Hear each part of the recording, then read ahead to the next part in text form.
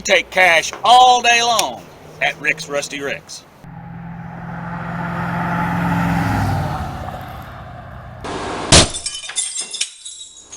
Welcome to RCindustry.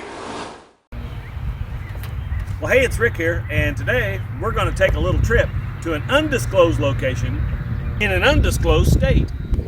And you never know what we might see. Come along for the ride. Well, Eric's with me again today, so let's just head out and see what we can find. Here we go.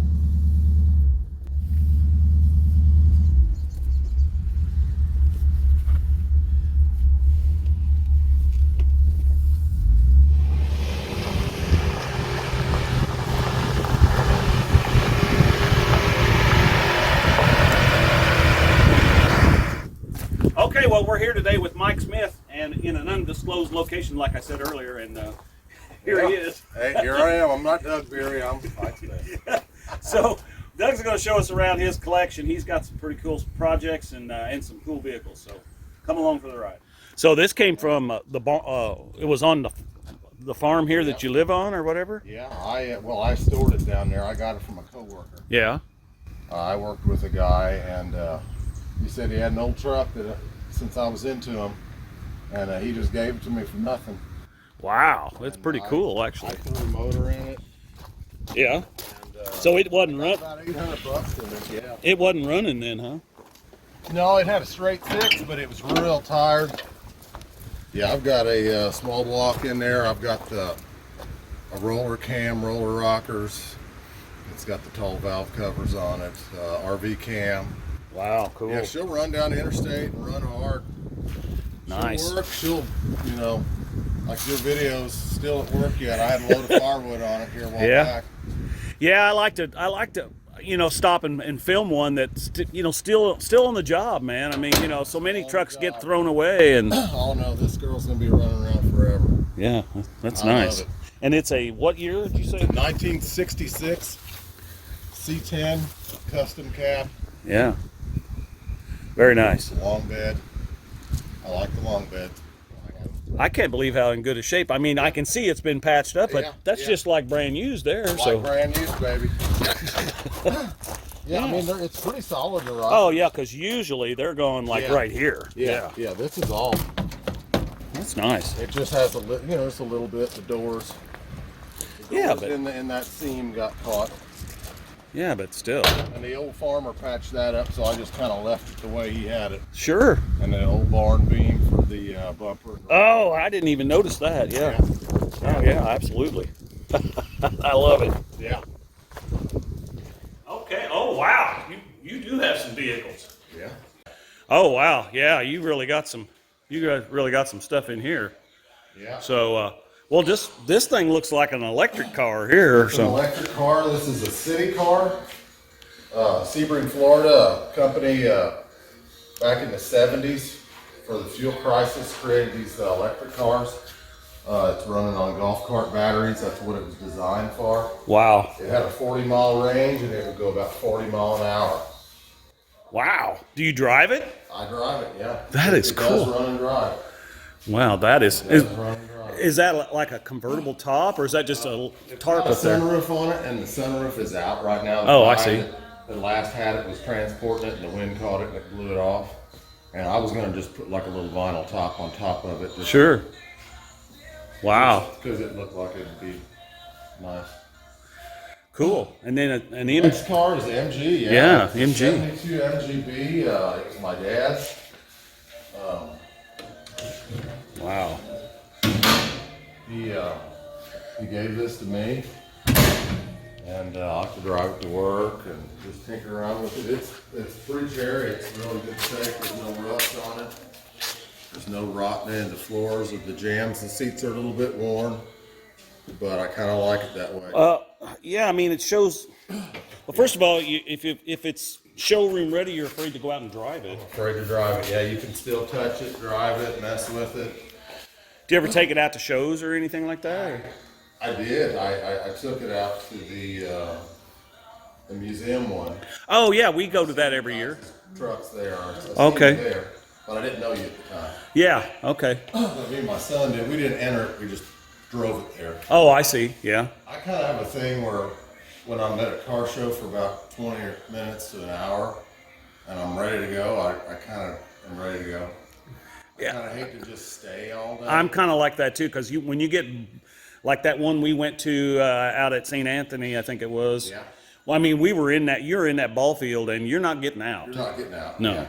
So you're there all day, and my time is too precious. I'm behind on projects around here, so I like to go and walk around and drive a car there, and then just usually leave. yeah.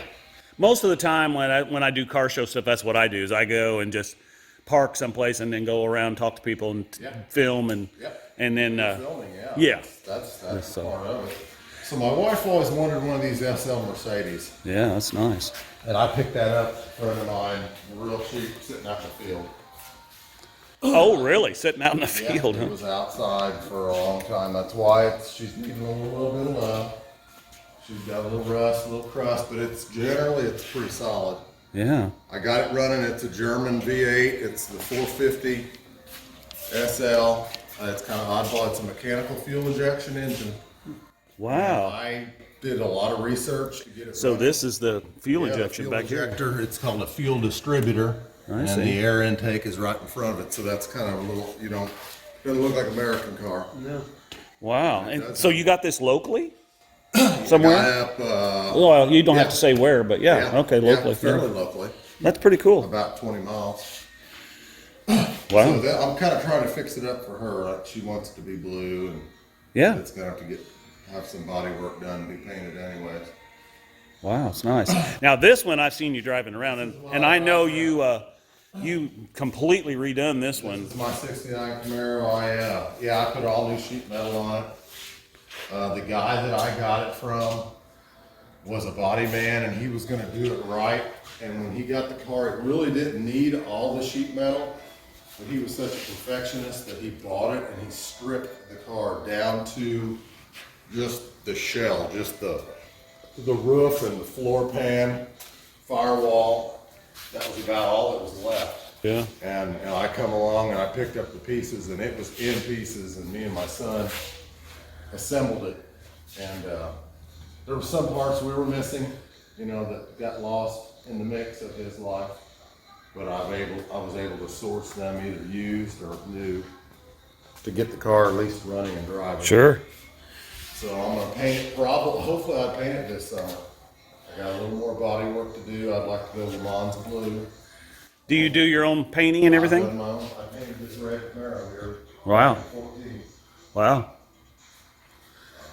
Yeah, this thing is nice. I painted my Galaxy in high school. Yeah, now that I may have seen that around I'm too. sure you've seen this around town. So this was my dad's first car. He bought this out in 1965 at Cribbs St. Louis Ford dealership. Wow. And he bought it and drove it for years. And then it was parked in our barn on the farm down there too. And as a kid, I would play in it. Oh yeah. And I always loved it. And so in high school, I just started fixing it up. I worked at AutoZone, and I just started looking at parts for it, and I just kind of learned on the car. Wow, it's nice. And then you got another one I here. got another one. So whenever my son was born, me and my wife drove this Galaxy, the gray one, to Applebee's, and there was a blue convertible. And she said, "Oh, you ought to make this a convertible." I said, "It's not that easy. The frame's different." Yeah, you got to restructure it. Yeah. So I said, "I know where there's a convertible." So I knew a guy that had this one, and I was able to talk him out of it. So now it's mine. I got a new convertible top on it. It's hard to see. I know it's dark in here. I like the lifts though. That gives you some more room in here. I actually want to get another one over there, and that way I can get a little more extra free room here. That was my first car. It's an '88 Camaro. I've got GTA wheels on it, the '92 high-rise spoiler in the back. I got all in, forget what energy suspension on it. I've got, it's got 305 in it. I've got gears in the rear, lower gears. So it feels like a 350. But yeah, I've had that car since, man, 92. Wow. I think that, do you remember that white Camaro I had? It was like a 92, I think. Yeah, well, I've had the LeBron on the front because it was so beat up and I had screwed it together, the plastic and everything.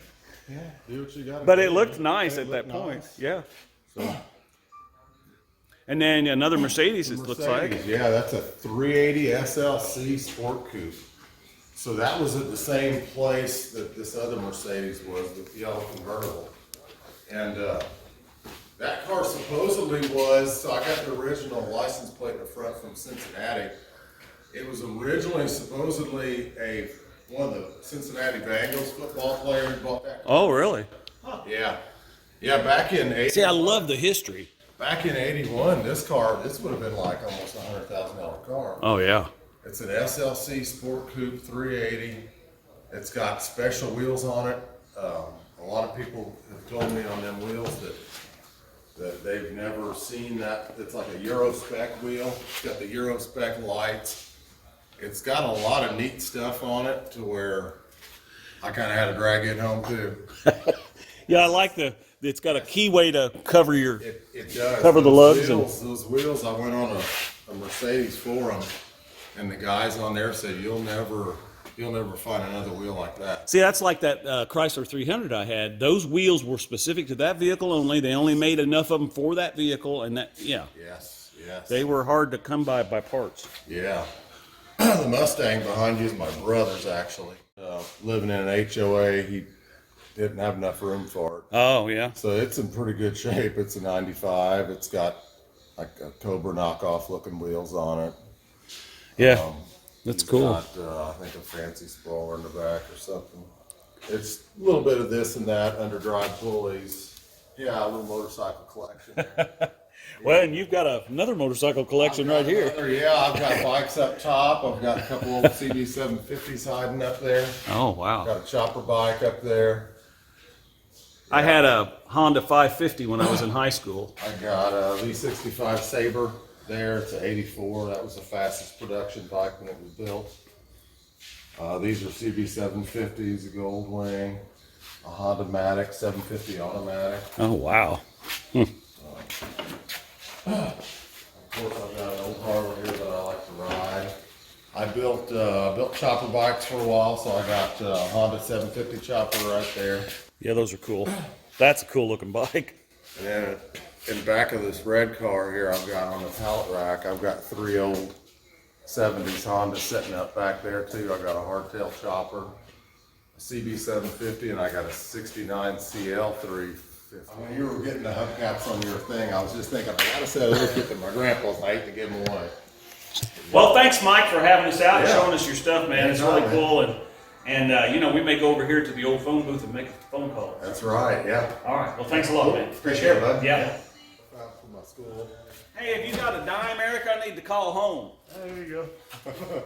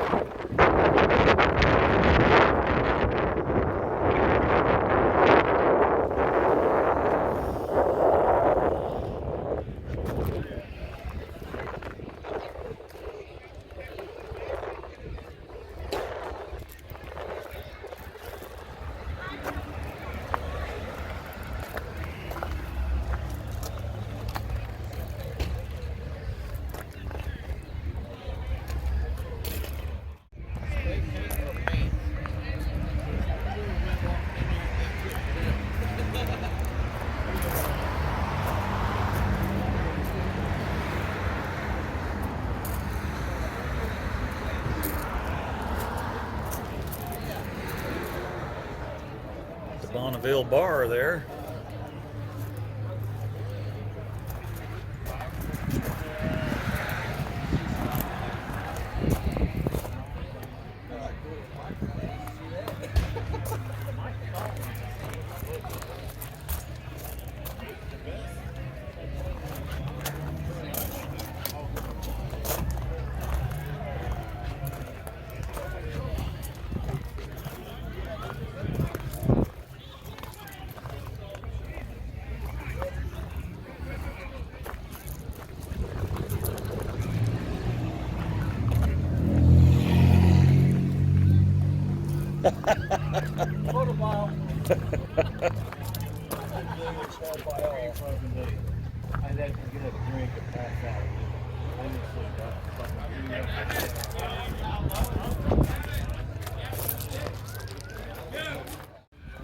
It's like a heat scoop.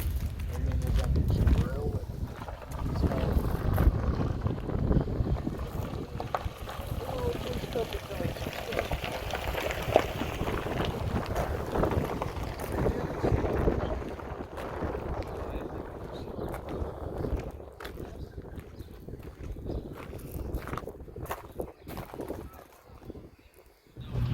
All right, guys. Well, we made it back. We took a little detour after that trip to out to see old Mike Smith. Came back through Ireland, Indiana, and they were having their, green beer celebration. What is it, for St. Patty's Day? So, we had the old green car here for the St. Patrick's Day parade. Not really, but we did stop and look at some of the old cars there. And so, hope you enjoyed it. Be sure and like and share. We're getting real close on the watch hours, guys. Just go ahead and click that video. Even if you don't watch it, just let it run, just let it play. Man, watch it 5 or 6 times. Let's get some watch hours up. So we can get some income coming in on this channel. We may buy some more projects. So anyway, thanks for coming along. And as always, we're making it just like brand used here, baby.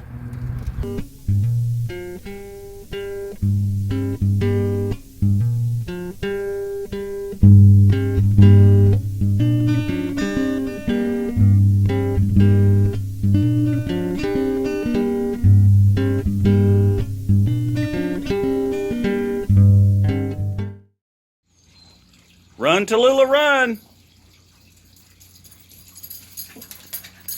Hi, baby.